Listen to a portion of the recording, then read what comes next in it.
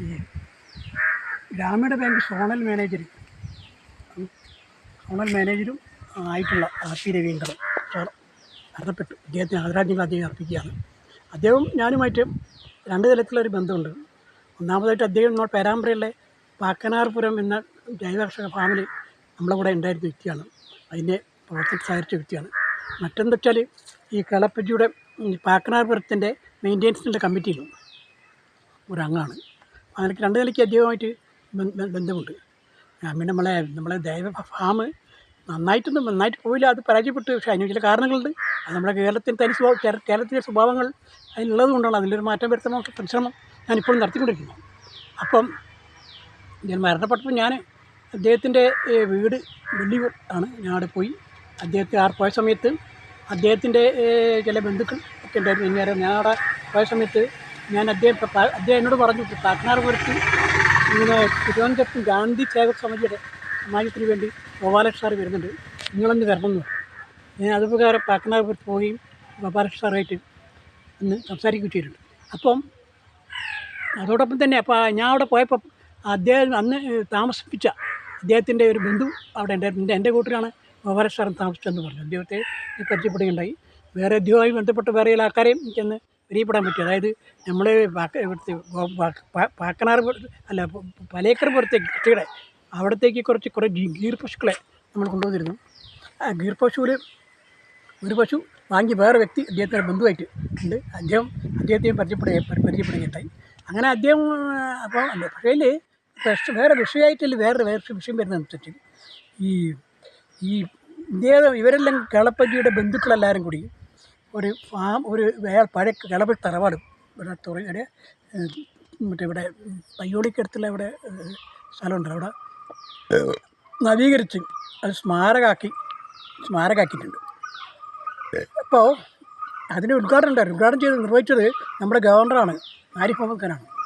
അപ്പോൾ ഞാൻ അതിൻ്റെ ഉദ്ഘാടനത്തിൽ പങ്കെടുക്കൽ നല്ല ഇഷ്ടം പോയപ്പോൾ എന്നെ അതിൻ്റെ ഉള്ളിൽ കടത്തിയില്ല. ഗവർണർ വരുന്നതെന്നുള്ളതല്ല, പക്ഷേ എനിക്ക് മറ്റേ ഇതിൻ്റെ ആൾക്കാർ, പ്രത്യേകിച്ച് ഈ നന്ദകുമാറുണ്ട്, മാത്രം കളപ്പജിയുടെ മകൻ്റെ മകൻ, ഒരു പരിചയമാക്കും. നന്ദകുമാർ അതിൻ്റെ അകത്തുണ്ട്. അപ്പോൾ നന്ദകുമാർ ഞാനായിട്ട് മുമ്പേ കണ്ടിട്ടുണ്ട്. അതായത് ആദ്യം ഞങ്ങളൊരിക്കൽ ഇവിടെ ഗോഖലെ സ്കൂളുണ്ടല്ലോ, ഗോഖലെ സ്കൂൾ, ഞാനും എൻ്റെ സുരേഷ് ബാബുവിന് പോയ സമയത്ത് ഈ പറഞ്ഞ നന്ദകുമാർ വീട്ടിൽ പോയി വിസ്തരിക്കുക ചെയ്തതാണ്. അത് മാത്രമല്ല, എൻ്റെ വീട്ടിൽ വെച്ചിട്ട് എൻ്റെ മകൻ്റെ കല്യാണത്തിന് കേളപ്പജി ഫോട്ടോ അനാച്ഛാദനം ചെയ്തിരുന്നു. ആ പരിപാടിക്ക് ഞാൻ അദ്ദേഹത്തോട് വരാൻ പറഞ്ഞിരുന്നു നന്ദകുമാറിനോട്. പക്ഷേ നന്ദകുമാർ വന്നിട്ടില്ല. പക്ഷേ എങ്കിൽ നന്ദകുമാർ ആ പരിപാടിയെ പറ്റി അന്വേഷിക്കുകയും അതൊക്കെ അതിൻ്റെ കാര്യമൊക്കെ അന്വേഷിച്ചിട്ടുണ്ട്. അത് കഴിഞ്ഞിട്ട് പിന്നെ ഈ കേളപ്പജി നാടകം ഞങ്ങൾ ഉജ്ജയിനിൽ വെച്ച് രൂപപ്പെട്ട സമയത്ത് അതിൽ ഇദ്ദേഹം വന്നിട്ടുണ്ട്. പക്ഷേ ഇദ്ദേഹം വന്നപ്പോൾ ഇയാൾ പിന്നീട് പറഞ്ഞിട്ട് നാടകം നന്നായില്ലാളവില്ല അദ്ദേഹം പറഞ്ഞു. അത് അങ്ങനെ ഒരു അഭിപ്രായം. പക്ഷെ അങ്ങനെയൊക്കെ അദ്ദേഹമായിട്ട് അങ്ങനെ ബന്ധമുണ്ട്. പക്ഷേ അന്ന് ഞാൻ ഈ സ്ഥലത്ത് പോയ സമയത്ത്, അതായത് ഇവർ തറവാട്ടിൽ ഇദ്ദേഹക്കടയുണ്ട്, പക്ഷെ എന്നെ അതിൻ്റെ ഉള്ളിൽ കടത്തിയില്ല. ഗവർണർ വരുന്ന സംഭവമൊക്കെയാണ് പറയുന്നത്. പക്ഷെങ്കിലും ഞാൻ ഇങ്ങനെയുള്ള കാര്യമൊക്കെ ചെയ്യുന്നൊരു വ്യക്തിക്ക് എനിക്കൊരു സാധനമായിട്ട് തരേണ്ടതായിരുന്നു. തന്നില്ല. കുറേ നേരം 1.5 മണിക്കൂറോളം ഞാൻ അതിൻ്റെ പുറത്ത് കാത്തു നിന്നു. അവസാനം ഞാൻ പോരെ മടങ്ങാൻ തയ്യാറാവുന്ന സമയത്ത് നമ്മുടെ ഈയച്ചേരി കൃഷ്ണ ഒരാളുണ്ടല്ലോ, മറ്റു സർവോദയപ്പുറത്ത്, അദ്ദേഹം പറഞ്ഞു ഞാനിങ്ങനെ പുറത്ത് കാത്തിക്കാണ്, ഞാൻ തിരിച്ചു പോകാനുള്ള ശ്രമമാണെന്ന്. അത് പറഞ്ഞ് അപ്പോൾ അവർ അങ്ങോട്ടൊക്കെ സംസാരിച്ചതിന് ശേഷം അത് കഴിഞ്ഞിട്ടും ഒരു അരമണിക്കൂർ കഴിഞ്ഞതിന് ശേഷമാണ് എന്നെ അതിൻ്റെ ഉന്നോട് പറഞ്ഞു, നിങ്ങൾ ആദ്യം നിൽക്കുന്നുണ്ട്, അതിൻ്റെ ഉള്ളിൽ കയറിയിട്ട് ആ കണ്ട് വേഗത്ത് പണിക്കൊള്ളി പറഞ്ഞു. എന്ന കണ്ടീഷനിൽ എന്നെ ഉള്ളിൽ കയറ്റി. അങ്ങനെ അവിടെ നിന്നാണ് ഞാൻ മടങ്ങുകയുണ്ടായി. അപ്പോൾ ഇതിൽ ഞാൻ മനസ്സിലാക്കുന്നത് വെച്ചാൽ കേളപ്പജി ജീവിതകാലത്ത് തന്നെ അദ്ദേഹത്തിൻ്റെ കുടുംബം കേളപ്പജി രാഷ്ട്രീയത്തിൽ യോജിക്കാത്ത ആൾക്കാരാണ്. അപ്പോൾ എന്താ അറിയില്ല, എന്നോടെന്താണ് ഞാനൊരു സോഷ്യൽ സ്റ്റേഡിയ ആശയമായിട്ട് നടക്കുന്ന ആളായതുകൊണ്ടാണോ ഇവർക്ക് ഒരു ഇതില്ലെന്നറിയില്ല. ഏതായിരുന്നാലും അപ്പോൾ ആ ഒരു സാഹചര്യം മാറ്റിയെടുക്കണം എന്ന് എനിക്കുണ്ട്. ആ സാഹചര്യം മാറ്റിയെടുക്കാൻ കേളപ്പജി തറവാട് എന്ന് പറഞ്ഞാൽ നമ്മളെ ഈ കേരളത്തിലെ സോഷ്യലിസ്റ്റ് മൂവ്മെൻറ്റ് വളരെയേറെ പ്രാധാന്യമുള്ള വ്യക്തിയാണ്. നമ്മളിപ്പോൾ ഇവിടെ ഉണ്ടല്ലോ, മനസ്സിലായിട്ടില്ല, അതായത് ഇവിടുത്തെ നമ്മളെ ചേവഞ്ചേരി ഒരു പരിപാടി നടന്നിട്ടില്ല, അവിടുത്തെ പഴയ സ്വാതന്ത്ര്യ സേനാനികളെ പറ്റി ശങ്കരൻ ഒരു പുസ്തകത്തിലുണ്ടല്ലോ. അപ്പോൾ അതിൽ പറയുന്നുണ്ട്, ഞാൻ കോൺഗ്രസ് 2 പിരിയുന്നതിൽ കളപ്പജിയുടെ അനുയായികളാണ് ഈ പറഞ്ഞ ചേവഞ്ചേരിയും കീഴേരി ബോംബ് ഉണ്ടാകുള്ളതെന്ന് പറഞ്ഞിട്ടുണ്ട്.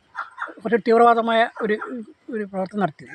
അപ്പോൾ ആ നിലയ്ക്ക് ഇദ്ദേഹം ഇത് നമുക്കിങ്ങനെ പ്രവേശനമില്ലാത്ത സ്ഥലമായി മാറുക എന്ന് പറഞ്ഞാൽ അത് മോശം. അതുകൊണ്ട് നമുക്ക് അത് മാത്രമല്ല, വേറെ നാടക സംഗീതമുണ്ട് ഏറ്റവും അധികം അവാർഡൊക്കെ കിട്ടിയിട്ട് ആളുണ്ട്.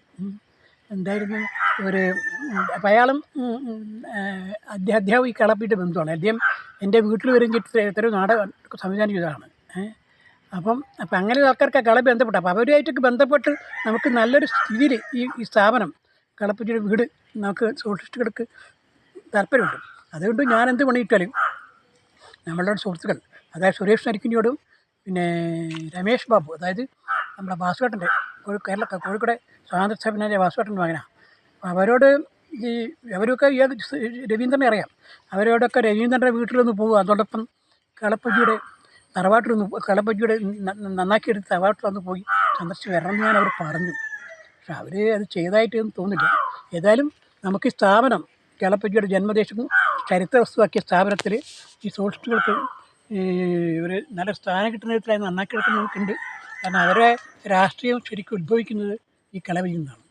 അതുകൊണ്ട് അതിനുവേണ്ട പരിശ്രമം ഞാൻ നടത്തിക്കൊണ്ടിരിക്കുന്നു. എൻ്റെ വ്യക്തിപരമായിട്ട് ഞാൻ നടത്തിക്കൊണ്ടിരിക്കുന്നു.